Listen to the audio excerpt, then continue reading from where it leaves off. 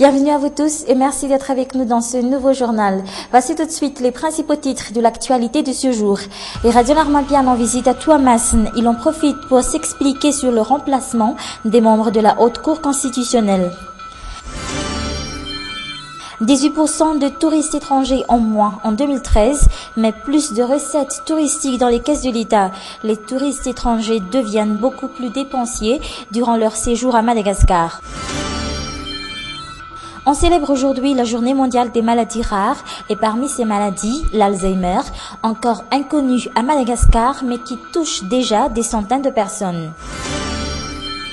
À l'étranger, les regards sont tournés vers la Crimée, une péninsule ukrainienne russophone. La Russie met ses troupes en alerte. L'Ukraine dénonce une invasion de l'armée russe.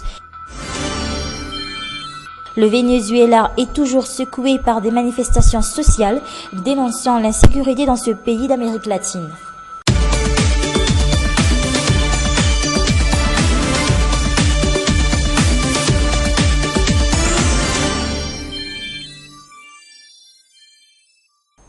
Le chef de l'État et Radio Narmapian étaient en visite officielle ce jour dans le Grand Port, visite axée surtout sur l'économie. Il a notamment visité le port de Tuamasin, une occasion aussi pour le président de défendre ses décisions prises en Conseil des ministres hier, dont celle du remplacement de certains membres de la Haute Cour constitutionnelle. Mambo Café Channel. Et Radio Narmapian a choisi le Grand Port, la capitale économique de la Grande Île, pour sa 3e visite officielle en dehors de la capitale. Une occasion pour le chef de l'État de s'expliquer sur sa décision de remplacer les membres de la Haute Cour constitutionnelle.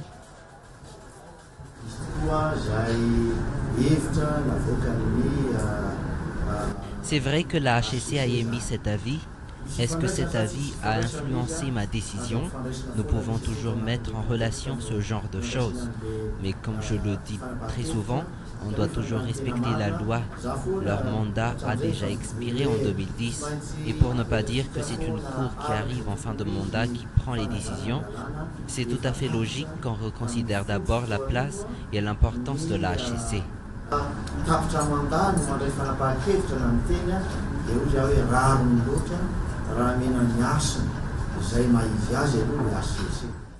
À part le respect de la loi, cette décision est surtout politique en relation avec le débat lancé autour de la nomination du futur Premier ministre.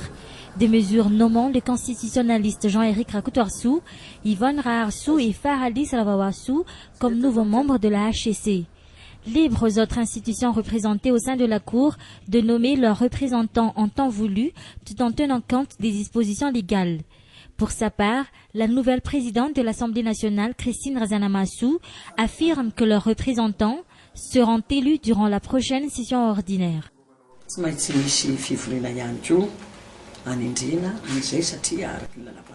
Nous allons prendre cette décision en réunion car la Constitution nous permet d'avoir un représentant au sein de la Haute Cour constitutionnelle. Nous avons même un quota. Nous avons 3 à 2 représentants.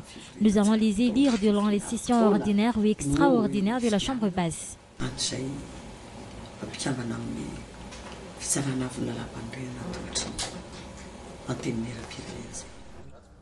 La Haute Cour constitutionnelle est composée de 9 membres. À part le président de la République qui a son quota, le Sénat devra également désigner son représentant au sein de la plus haute cour de la République malgache.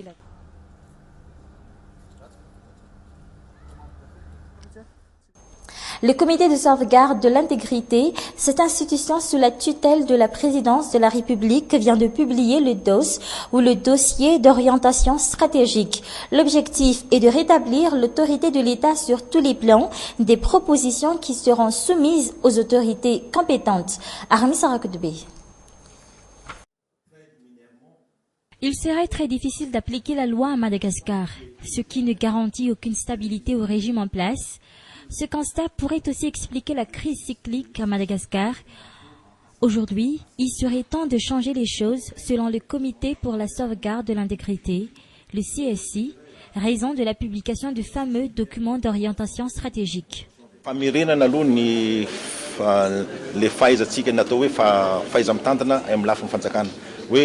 Notre problème est surtout l'utilisation de l'autorité de l'État, comment l'utiliser et quels sont les moyens mis à la disposition des autorités. Et comment maîtrisons-nous également la loi et savons-nous appliquer la bonne gouvernance?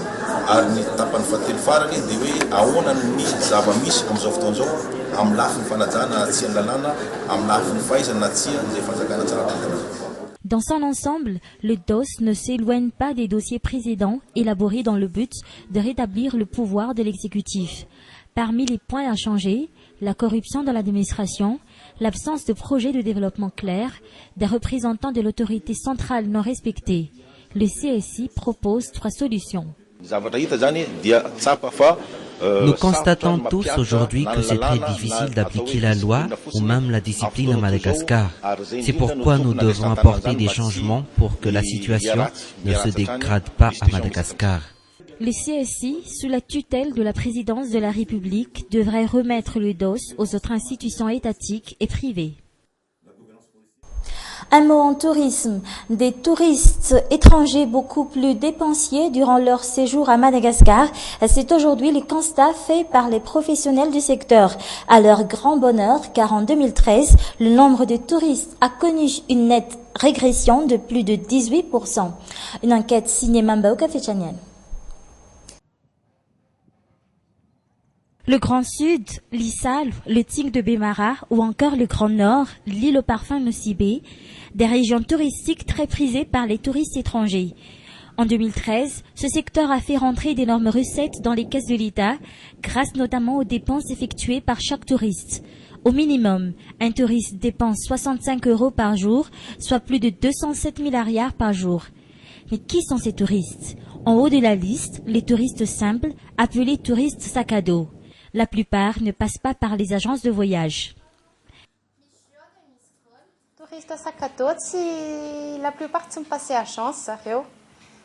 La plupart des touristes sac à dos ne passent pas par les agences de voyage. Ils achètent plutôt des livres comme le Guide du routard ou le Petit Futé ou Lonely Planet. Et c'est ce qu'ils utilisent pour aller à une destination précise. Ils se débrouillent seuls pour se déplacer. Ils voyagent en taxi-brousse. Ils logent dans des gîtes. Et après, ils mangent dans des petits restaurants, ceux que nous appelons des hôtels CAS. Un touriste étranger reste en moyenne 21 jours à Madagascar et durant son séjour, il dépense dans les 2500 €, soit plus de 7 900 000 $. L'hébergement, la nourriture, les loisirs et les déplacements sur place effectués par ces touristes étrangers ont permis d'évaluer cette hausse des recettes touristiques enregistrées en 2013. Le ministère du Tourisme ne dispose pas encore de tous les chiffres pour appuyer ce constat, mais de nombreux paramètres le confirment déjà.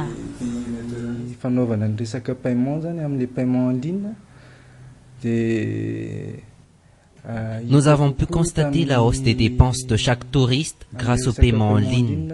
Le volume de change a également augmenté, toujours grâce aux touristes étrangers. Ces paramètres nous ont permis de constater la hausse des recettes touristiques enregistrées en 2013, même si le nombre de touristes a nettement régressé.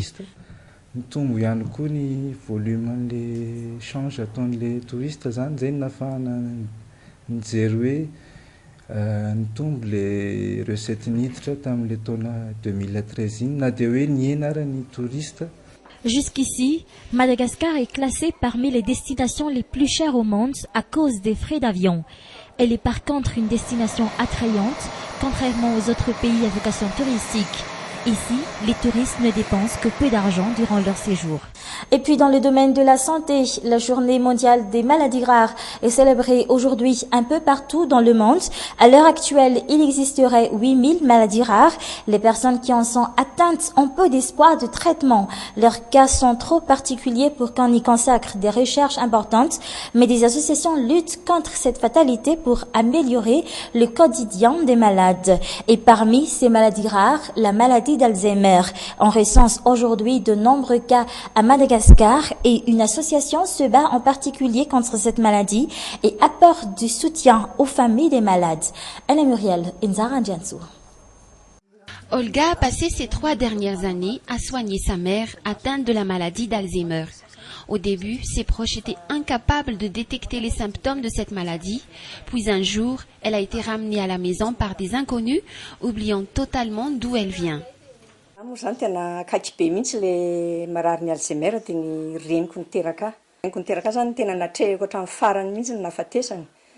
J'étais très proche de ma mère. J'ai été à son chevet jusqu'à sa mort.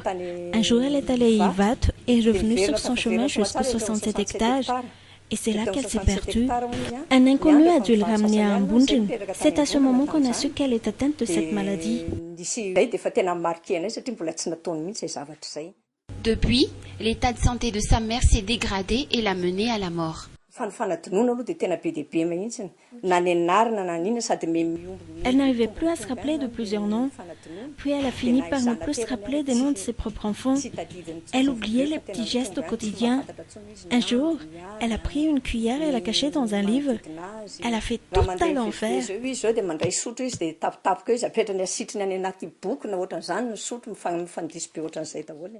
La maladie d'Alzheimer, une affection du cerveau dite neurodégénérative, est irréversible.